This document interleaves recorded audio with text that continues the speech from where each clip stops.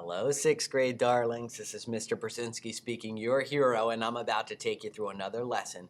This time, it's called word processing.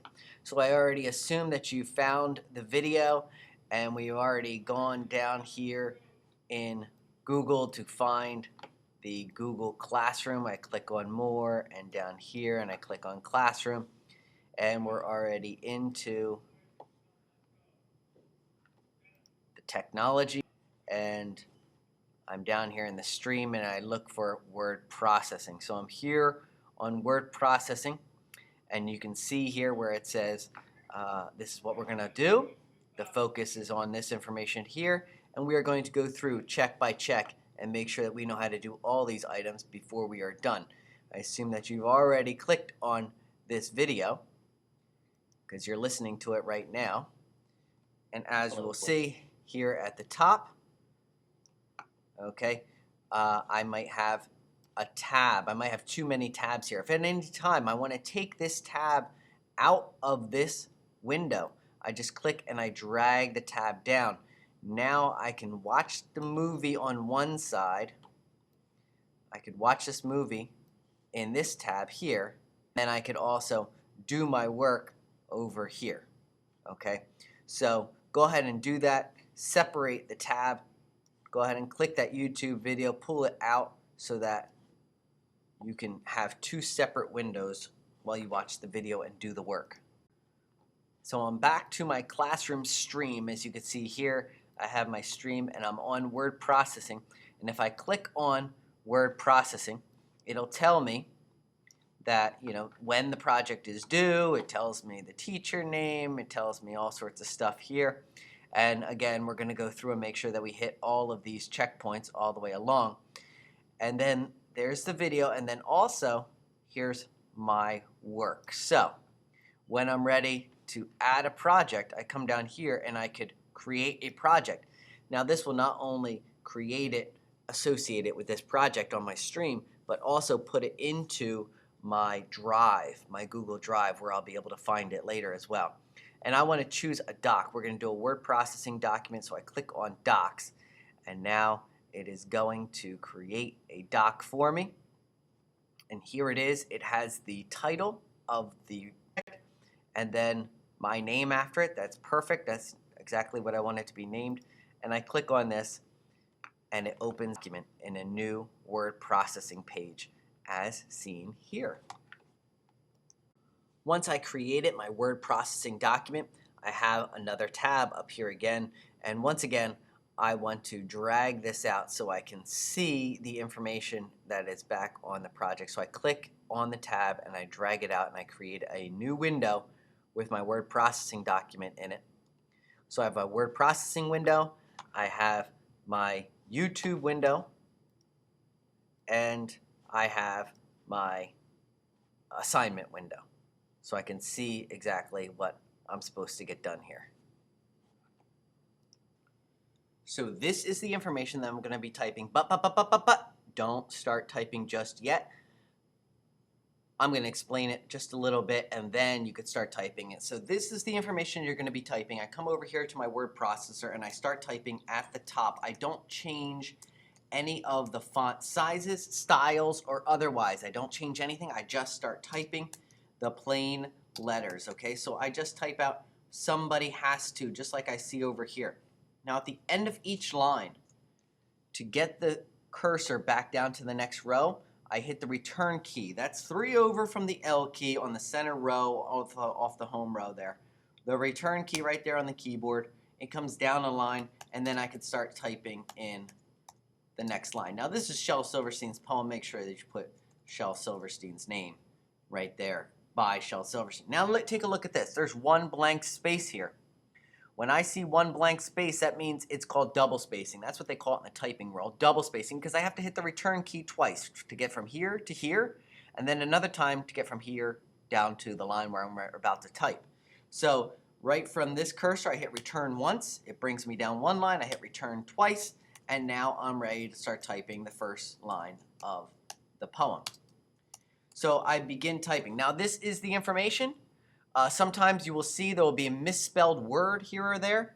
Just continue typing. don't correct it at the very end. I will show you how to make corrections to that so you can start typing now. So pause the video, type. When you get down here to the comma, then return to this video and hit play again. Alright, so now I have this typed out, my document that I've created, the word processing document. I've created on Google, and now it's all typed out and it's in the exact spot that I need to. And as promised, there are some misspelled words. Let's go back and let's take a look at the things that we need to do for this document. First, we're going to type out the information. We did it. Next, we're going to correct the misspelled words. So if I go back to my word processing document, I'm going to correct these misspelled words. Anytime you see this red line, jagged like this, it means that there's a misspelled word. Here's a real quick, easy way to correct misspellings. I double click on the word, okay, 2 clicks like this, 1, 2, and it highlights just that word in blue for me. Now if I right click or hold down the control button while clicking, or right clicking, which is the opposite side of the mouse, the far side of the mouse usually, on the right hand side of the mouse, I click on that and it's going to give me some suggested spellings. And it already says, listen, we know what you mean to say. You meant to say cannot. You select it right there and boom, it has made that correction automatically for you, keeping the spacing on before and after the word. That's a fantastic way of doing it. Now that was the simplest, easiest way of correcting one spelling at a time. However, sometimes when we have large documents, we might want to go up and use the tools and go to spelling right here. Then it will search the entire document, come up with the misspelled word, and it says change, and it's showing me the highlighted word here in my document. It's saying here's one word that was misspelled, here's what we suggest you change it to, and you just click change. Some words you want to ignore, okay? So sometimes I'm going to ignore words that might be a person's name. So maybe Silverstein, or maybe my name. If I put my name on a document, it's not going to come up. So I can ignore some words. Maybe it's an acronym that the dictionary doesn't recognize. Or maybe if I'm going to be using the same word over and over again, I could actually add it to my dictionary right here, and therefore it will not come up as a misspelled word anymore. I don't want to change this cannot, because that's misspelled, so I just want to hit change, and it changes that word automatically for me. All right, correct the misspelled words. Check. Let's move on. In the first line, delete the word and. So I go back to my word processing document. I identify the first line, which is somebody has to go and polish the stars. Here's the word I'm looking for. I need to delete it. I could double click on it, and that selects just the word. Try to avoid clicking and dragging across a single word, because now I'm highlighting the space after and the space before the word and when I delete it, it puts the two words together, which is no good. So again, what I want to do is double click on just the word and then when I hit delete, it'll automatically put my spacing back to being just one blank space in between, and that's normal. So I want to double click on it. Again, double click on it and hit the word delete on the keyboard in the upper right hand side. I just hit the word delete and it takes it away. Another one bites the dust. We're done with that one. In the second line, move the word bit after the word little. All right, so let's go back over here. Let's take a word, the second line. They're looking a bit little dull. Okay, so that's an error. What I need to do is move bit after the word little. So here's a few different ways I could do it. I highlight the word bit by double clicking on it, as shown before. Then I could go to edit and cut. It takes the word out, and then I could go right here by clicking and putting my cursor after the word little. Then I could go up here and say edit, paste, and it took the word off the clipboard and put it into place. But look here, butt up against the word dull. I don't want that, so I hit the space bar to give my spacing back. I could do it that way. Okay, or I can highlight the word, double click on it. And I'm giving you these options because sometimes it works in one word processor, doesn't work in another. So you got a bunch of different looks here. I could take the word bit, double click on it. Then, with my cursor standing still right over top of the I there in bit, I click and I can drag the word right over to the other side. Boom. I drop it in, and there you see it, pulled it in between little bit, but now I have to clean up my spacing over on this side. Okay, so I don't want more than one blank line in between each word. And I want to make sure I do have a blank line, just one on both sides of the word bit. One last way to do it, and that's to double click on the word, right click, or hold down the control and click, hold down the control key and click. And I have my copy and cut and all this stuff right here. I could say cut it out of here, put it over here. Maybe I even put my spacing in before I go, and then I right click and I paste it into place there. And now perfectly spaced, one space before, one space after. Wonderful. Another done deal, pal. We could cross that one off the list. Here we go. Copy and paste the first line to the end of the poem. So I'm going to copy this first line and put it at the end of the poem. So here's what I'm going to do.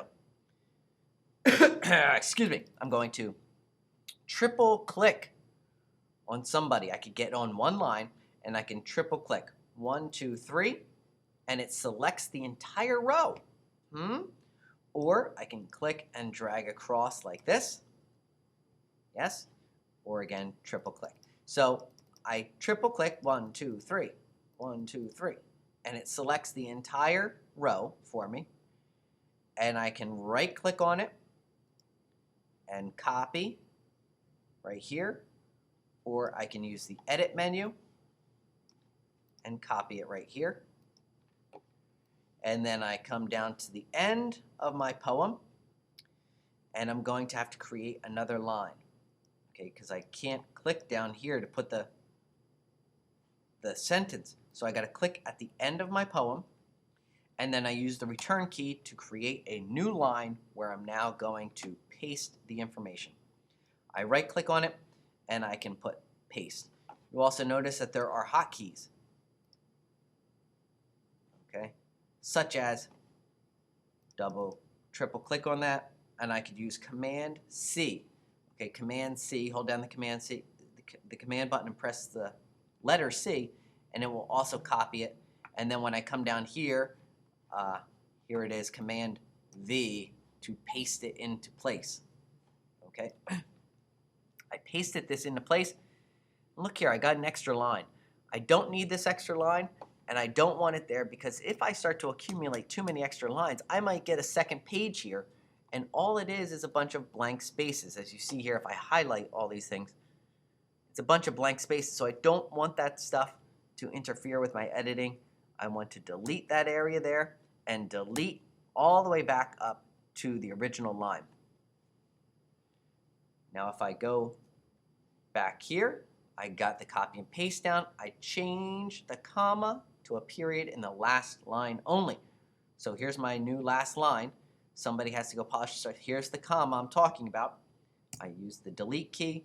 I delete it, and then I just type a period into place. Once again, we got rid of the comma, we changed to a period, and now we're going to center the entire poem and the title. So we're going to center the entire poem and the title here. I'm going to do this by selecting the entire poem. So first, I need to click and drag all of the information. So I click and drag across all of the information. Let me show you again. I click and I drag all the way across. Sometimes I can hold down the Shift button on the keyboard. Watch, I have my cursor at the top left.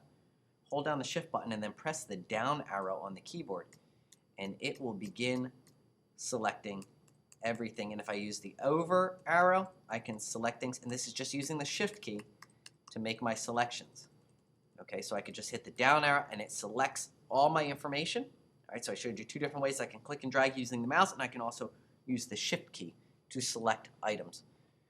Now that the whole thing is selected, I'm going to center the text in the middle of my document.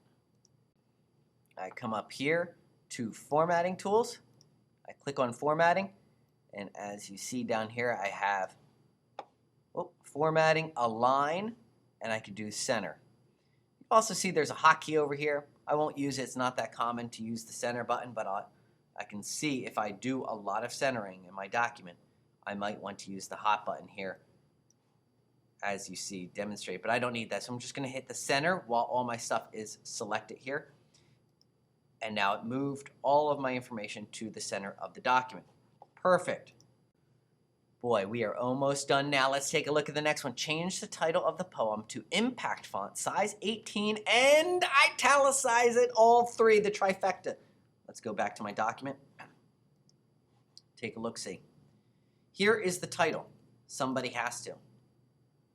Okay, so I select that by triple-clicking on it, clicking and dragging, or triple-clicking on it, and it selects the entire line. 1, 2, 3. Boom. Now, I'm going to change impact font. So I go up here, and it tells me what the font style is right there. I go to impact. From Arial to impact. Somebody has to. Great job, Brian. No problem, Mr. B. See, Mr. B, Brian. I'm old. Okay, now I go size 18. Right here, font size. Boom. 18. Nailed it. And italicize it. So it's still highlighted down here. Here's the italicize button, or Command I on the keyboard. Hit Command I or italicize. Right there it is. Boom. Final step. We are almost done. Let's take a look at it. Change the Shel Silverstein to Courier font, size 14, and underline it. All right, so let's go back to my document. I have by Shel Silverstein. Triple click once again to select the entire row, or click and drag across. Now I'm going to change it to Courier font. So I come up here. Instead of Arial, I click on it. I go to Courier. Courier, new. And I'm going to size 14 it. It's still selected, so now I can change that to 14. Change it up. And underline, here we go. Boom, boom, boom. Underline, Command U to underline text. Bang, there it is. Somebody has to, by Shel Silverstein. Italicize, underline, bold, all that stuff. That's what your document should look like when you are finished. So scan through, make sure that your document looks just like this. All right, so now it's time to turn it in because you've checked it. It looks great. So I come up here to the upper right-hand side, and I'm going to click the Turn In button. I click Turn In. Takes me back to the classroom. Assignment details. Turn in your work. It's going to make sure to confirm that that document, it saves automatically, so that's going to be the final stage of that document. It's going to look just like I left it off. And I'm going to hit Turn In. I click Turn In, and it's as simple as that. My assignment has now been turned in. It says right here. So this one is in the bank. I'm done with this one. It says my work has been turned in, and it can be viewed and edited by the teacher. So look for your grades coming up very soon. So this one is all set. That is all for today. Goodbye and good luck.